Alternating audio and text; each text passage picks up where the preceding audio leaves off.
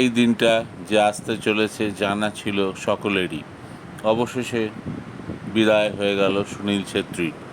ভারতের জাতীয় দলের নীল জার্সিতে আর দেখা যাবে না ক্যাপ্টেন লিডার লেজেন্ডকে।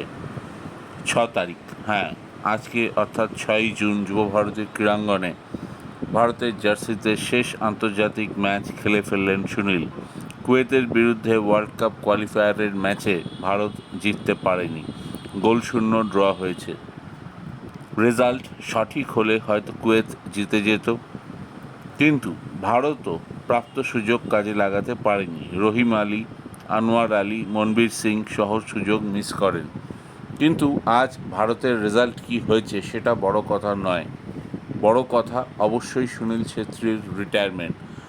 যে যাত্রা 2005 সালে ভারতের জার্সি গায়ে শুরু হয়েছিল পাকিস্তানের বিরুদ্ধে, সেটা আজ 19 বছর পর শেষ হয়ে গেল কলকাতার যুবভারতী ক্রীড়াঙ্গনে।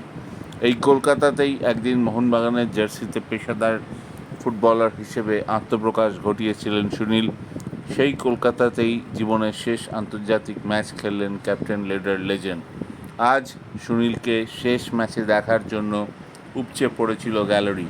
উপস্থিত ছিলেন প্রায় 60,000 ফুটবল সমর্থক। নিখাদ ভালোবাসা উজাড় করে দিলেন তারা। যে মানুষটা গত 19 বছর ধরে অনেক রক্ত ঘাম ঝরিয়েছেন ভারতীয় দলের জন্য, যে মানুষটা ফুটবল মাঠে লোক এনেছেন, যে মানুষটা ভারতীয় ফুটবলকে এশিয়ার মানচিত্রে পরিচিতি দিতে পেরেছেন, যে মানুষটা মেসি, রোনাল্ডো, আলিদাইর পর ইন্টারন্যাশনাল ফুটবলের সবচেয়ে বেশি গোল স্কোরার, তার বিদায় বেলায় মানুষ মাঠে আসবেন না, এটা কি করে সম্ভব? আর শহরটা যদি কলকাতা হয় তাহলে সুনীল ছেত্রীর বিদায়ের লোক হবে, এটাই স্বাভাবিক। যাই হোক, ম্যাচ শেষে কাঁদতে কাঁদতে মাঠ থেকে বেরোলেন সুনীল। তাকে গার্ড অফ অনার দেওয়া হলো সতীর্থদের তরফ থেকে। চেষ্টা করছিলেন চোখের জল চেপে রাখতে, কিন্তু পারেননি। আসলে সেটাই স্বাভাবিক।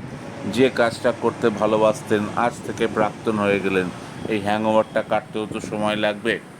তবে ইস্টবেঙ্গল, মোহনবাগান, মোহামেডান তিনটি কলকাতার বড় ক্লাবের তরফ থেকে আজ সুনীলকে স্পেশাল সম্বর্ধনা দেওয়া হলো। ফুল, মিষ্টি এবং ক্লাবের উত্তরীয় দেওয়া হলো। স্পেশাল সম্বর্ধনা দেওয়া হলো রাজ্যের ক্রীড়ামন্ত্রী অরূপ বিশ্বাসের হাত দিয়ে। মমতা বন্দ্যোপাধ্যায়ের ডিজাইন করা সোনার হার, গিনির হার দেওয়া হলো তাকে। স্যুট, টাই এবং মিষ্টির হাঁড়িও দেওয়া হলো। সুনীল অভিভূত এবং তিনি জানিয়েছেন কলকাতায় রিটায়ার করার প্ল্যান নিয়ে তিনি সম্পূর্ণ সফল। তবে আগামী দিনে ভারতীয় ফুটবলে কে সুনীলকে রিপ্লেস করবেন, কে উঠে আসবেন, এটাই সবচেয়ে বড় প্রশ্ন। তবে দৃশ্যতই হতাশ ছিলেন সুনীল, কারণ ম্যাচটা ড্র করেছে ভারত। অবশ্যই সাবস্ক্রাইব করে দেবেন।